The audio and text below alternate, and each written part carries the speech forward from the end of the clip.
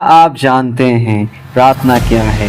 क्या आप जानते हैं कि प्रार्थना एक मसीह जीवन के लिए क्या महत्व रखती है?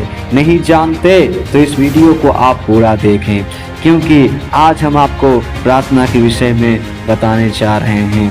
आपको हम बताने जा रहे हैं कि मसीहियों के लिए प्रार्थना कितनी जरूरी है, प्रार्थना से हमें क्या होगा। आइए हम लोग प्रार्थना के बारे में जानते हैं। प्रार्थना परमेश्वर के साथ बातचीत है। जब हम परमेश्वर से बातचीत करते हैं तो उससे विनती करते हैं, परमेश्वर को धन्यवाद देते हैं, प्रशंसा करते हैं और अपने पापों का अंगीकार करते हैं। प्रार्थना परमेश्वर के साथ एक संगति भी है, क्योंकि उत्पत्ति 3 अध्याय उसका 8 वचन में लिखा है, तब यहोवा परमेश्वर जो दिन के ठंडे समय वाटिका में फिरता था का शब्द सुनाई दिया। क्या आप जानते हैं, जब तक आदम हव्वा ने पाप नहीं किया था तब तक वह परमेश्वर के साथ संगति करते थे, लेकिन जब परमेश्वर की आज्ञा को आदम हव्वा ने तोड़ा तब वह परमेश्वर की संगति से अलग हो गए। जब तक आदम हव्वा ने पाप नहीं किया था तब तक वह परमेश्वर के साथ रहते थे। परमेश्वर ठंडे समय पर उनसे मिलने के लिए आया करते थे। आज हम भी परमेश्वर के साथ संगति कर सकते हैं। संगति करने का एक माध्यम प्रार्थना है। क्या आप जानते हैं, जब आप प्रार्थना करते हैं परमेश्वर आपसे बातें करता है। जब आप प्रार्थना करते हैं तब अपने मन की बात परमेश्वर से कहते हैं। प्रार्थना अपने मन की बात यहोवा से खोलकर कहना है। क्या आप जानते हैं, पहला सामुएल 1 अध्याय 9 वचन में लिखा है, जब हन्ना अपने पुत्र के लिए प्रार्थना कर रही थी।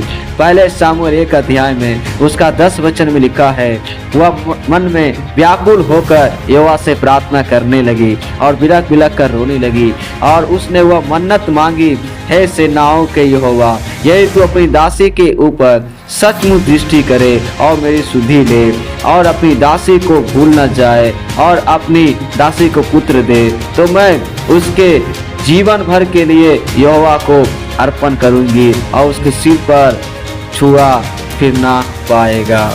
क्या आप जानते हैं, जब हन्ना इस प्रकार से प्रार्थना कर रही थी तब एली याजक उसके मुंह की ओर ताक रहा था। हन्ना मन ही मन कह रही थी, उनके होंठ तो हिलते थे परंतु उनका शब्द सुनाई नहीं देता था। इसलिए एली ने समझा वह नशे में है। तब एली ने उससे कहा, तू कब तक नशे में रहेगी, अपना नशा उतार। तब हन्ना पहला सामुएल 1 अध्याय 15 वचन में कहती है, नहीं हे मेरे प्रभु, मैं तो दुखिया हूँ, मैं ना तो दाखमधु पिया है और ना मदिरा। मैंने अपने मन की बात खोलकर यहोवा से कही है।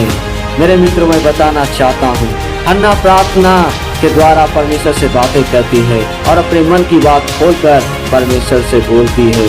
तब परमेश्वर हन्ना की प्रार्थनाओं को सुनता है और उसे एक बेटा देता है और उसका नाम शमूएल रखती है।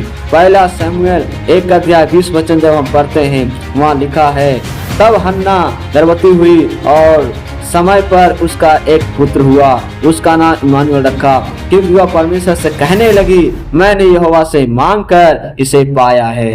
क्या आप जानते हैं, आप भी हन्ना की तरह आप प्रार्थना कर सकते हैं। अपना मन की बात खोलकर परमेश्वर यहोवा से कह सकते हैं। आज परमेश्वर आपकी सुनना चाहता है। आप प्रार्थना करें, क्योंकि प्रार्थना हमारे जीवन के लिए बहुत ही जरूरी है।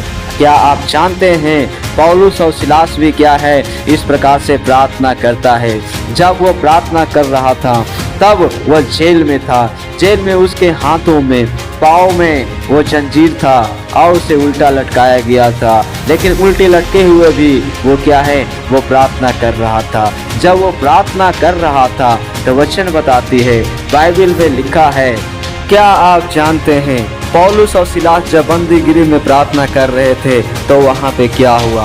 प्रेरितों का काम 16 अध्याय 25 वचन से जब हम पढ़ते हैं तो वहाँ लिखा है, आधी रात के लगभग पौलुस सिलास प्रार्थना करते हुए परमेश्वर का भजन गा रहे थे और कैदी उसकी सुन रहे थे। इतने में एकाएक बड़ा भूकंप आया, यहाँ तक कि बंदीगिरी की नींव भी हिल गई और तुरंत सब द्वार खुल गए और सबके बंधन खुल गए दरोगा जाग उठा और बंदीगिरी के द्वार खुले देखकर समझा कि कैदी भाग गए और उसने तलवार खींचकर अपने आप को मार डालना चाहा।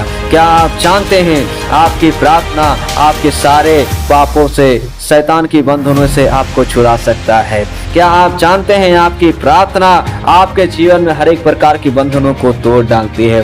प्रार्थना ही एक माध्यम है जिसके द्वारा हम अपनी बंधनों को खोल सकते हैं। जब आप परमेश्वर से प्रार्थना करते हैं, जो आपने पाप किया है उसका अंगीकार करते हैं, तो परमेश्वर आपके पापों को क्षमा कर देता है।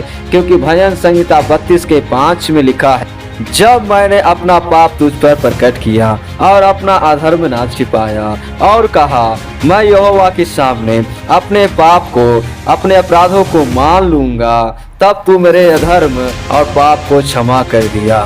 तो जब आप प्रार्थना करते हैं, आप अपने पाप को अंगीकार करते हैं, तब परमेश्वर आपकी प्रार्थनाओं को सुनकर आपके पापों को क्षमा करता है और आप अपनी प्रार्थनाओं में याचना करते हैं, विनती करते हैं, अपने इच्छा के अनुसार आप प्रार्थना करते हैं। जैसे हन्ना ने प्रार्थना किया, वो बांझ थी और उसके सौतन उसको सताती थी और कहती थी, बहुत सारे बातों से उसे ठोकर खिलाती थी। वो रो रो कर प्रभु से प्रार्थना किया। आज आप भी प्रार्थना कीजिए, हन्ना की तरह आप रो रो कर प्रार्थना कीजिए, आप परमेश्वर से बातें कीजिए, क्योंकि प्रार्थना परमेश्वर से बातचीत करना है, आराधना करना है, पाप अंगीकार करना है, शुक्र गुजारिश करना है, याचना करना है। आप प्रार्थना के महत्व को नहीं जानते हैं। प्रार्थना का महत्व है, बहुत ही जरूरी है, क्योंकि आपके जीवन में वो प्रार्थना का जो महत्व है आपके जीवन में लाती है। जब आप प्रार्थना करते हैं तो आपको विश्वास को उत्पन्न करते हैं। आप विश्वास के साथ प्रार्थना करें। जब आप प्रार्थना करते हैं, प्रार्थना आपके जीवन में कलवरी क्रूस और पापियों के लिए यीशु के द्वारा बहाए गए लहू का प्रत्युत्तर देने वाला हमारी सहायता करता है।